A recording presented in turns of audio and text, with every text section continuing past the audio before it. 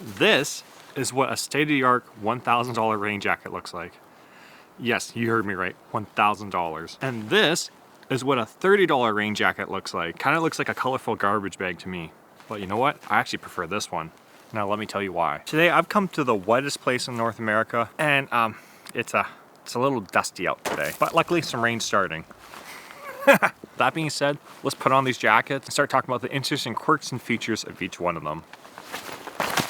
There we go. Now I'm dry for now. This is one of the top of the line jackets you can purchase from Arc'teryx. This is the Arc'teryx Rush Jacket. Now, this is not your standard backpacking jacket, but I was told this is the one to get. So starting with the interesting features of it. The jacket has large side pockets that allow you to have easy access while you have your hip belt on. It has multi-weight adjustability on the hood, so you can get a nice secure fit. It has adjustable wrists, an adjustable waistband, waterproof zippers, and most importantly, it has pit zips. Also, it's made out of gore-tex, which we don't know if that's a positive. Now let's go over the quirks and features of the Frog Toggs.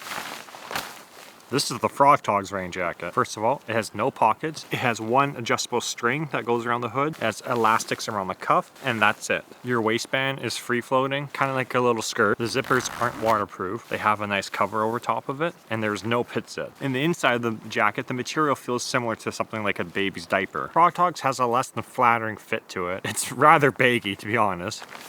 I feel like it wouldn't make much of a difference if I was to wear a garbage bag. So I have 5 talking points I want to talk about when it comes to these jackets. Make sure to stick around for the last one because the last one is very important. Up first is weight. The Frog Toggs is only 6.4 ounces, while the Arc'teryx jacket is 23 ounces. That's over a pound difference in weight. It's a lot. Now this is from the jackets being weighed on my scale at home, not from the company's reported weight online. You don't notice that weight obviously when you're wearing it, but when you're on the trail and that weight's sitting in your backpack, like rain jackets do for 90% of the time, that weight can add up. To change out one item in your bag for something else, you save a pound. That's no joke for something that isn't used for most of the time. Up next, style. You probably know what my thoughts are on this because I already said it. I feel like it wouldn't make much of a difference if I was to wear a garbage bag. Arc'teryx jacket looks way better. Arc'teryx clothing is actually trending and is common streetwear for your average Pacific Northwester. For being the wettest place in North America, it's not very wet here. Waterproofness. The Arc'teryx jacket, if you stand still in the rain all day, you will not get wet. Water won't be able to penetrate through its material. Matter of fact, I'm gonna go home and sit in the shower just to show you guys how dry it'll keep you. Besides feeling absolutely ridiculous for sitting in the shower with my jacket on, I found the results actually kind of interesting. After running my tests, I realized that the Arc'teryx jacket actually was saturating through. You can see in between my shoulder blades and in the back of my neck that it's wet in that area. It's a little bit wet in the front, but that's for the head opening in the jacket, which every rain jacket wets through in that section if water comes in.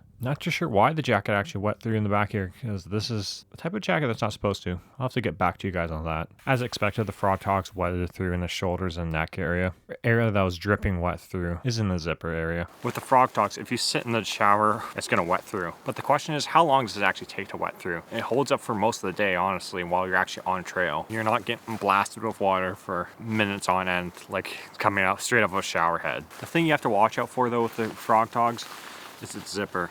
That's definitely a big weakness for it, and where you'll wet through in the front. So when we're talking about how dry you stay wearing each jacket while stationary, point for our Arc'teryx jacket. Okay, let's talk about durability.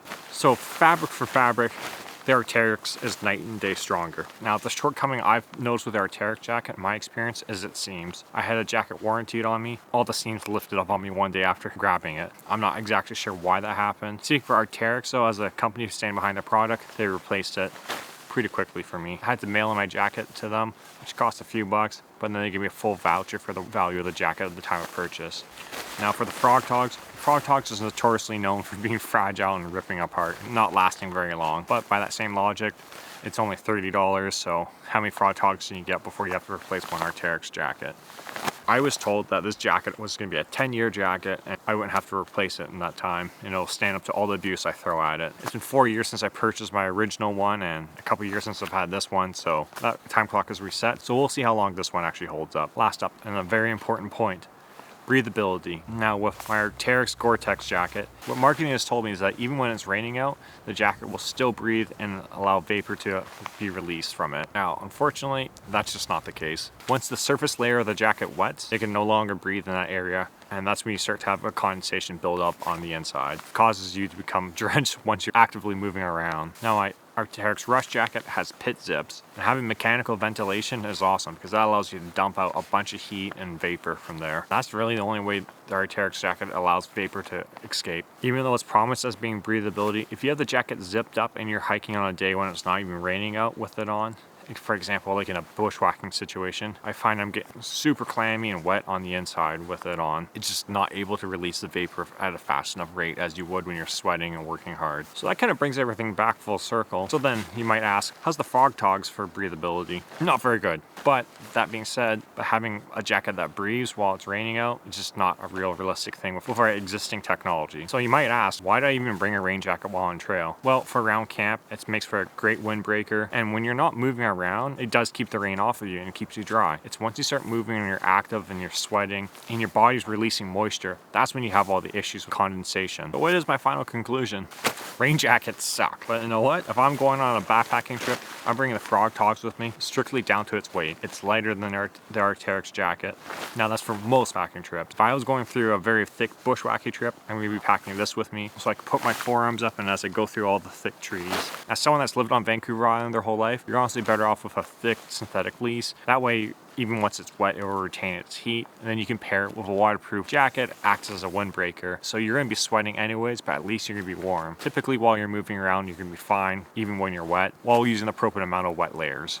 So I'm curious, what are your guys' thoughts on rain jackets? Let me know down in the comments. If you enjoyed this video, don't forget to hit the thumbs up. And if you want to hear more rain jacket rants, make sure to subscribe because I'm sure there'll be more of those in the future. If you're curious about certain areas I think that most people get wrong while they're out hiking, check out this link up above here, or here, one of these sides.